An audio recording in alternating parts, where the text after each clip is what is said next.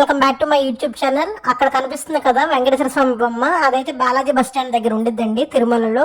అక్కడ నుంచి బస్ కదులుతున్నప్పుడు అయితే నాకు అసలు చాలా చాలా బాధేసిందండి. అస్సలు తిరుపతి వదిలి వెళ్ళాలని లేదు. ఏసీ బస్ తీసుకున్నారు మా హస్బెండ్, 110 రూపీస్ ఛార్జ్ చేశారు మనిషికి. అసలు నాకైతే వెళ్తుంటే ఏదో తెలియని ఫీలింగ్, వదిలి వెళ్ళిపోతున్నానే. అసలు నాకు ఎంత ఇష్టం అంటే తిరుమల అంత ఇష్టమండి.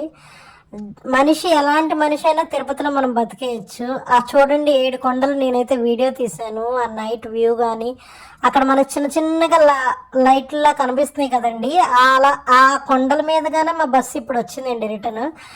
అసలు ఎలా తిరుగుతున్నాయి ఏంటని ఎంత ఆలోచించుకున్న రూట్ అయితే మనకు అర్థం కాదండి. అంత బాగుండిద్ది తిరుపతి మాత్రం. నాకైతే స్వర్గంలో ఉన్నట్టు ఉండిద్దండి. భూలోక స్వర్గం అని ఊరికినే అనరు నాకు తెలిసి తిరుమలని.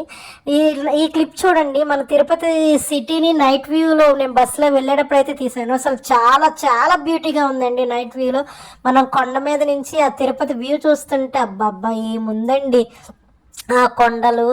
అసలు ఆ కొండల మధ్యలో ఇదేంటంటే ఆకాశంలో కనిపించే చిన్న చిన్న చిన్న నక్షత్రాలు ఎలా కనిపిస్తాయి మనకు, ఆ కొండపై నుంచి ఆ సిటీ వెలుతురు అలా కనిపిస్తుందండి. చాలా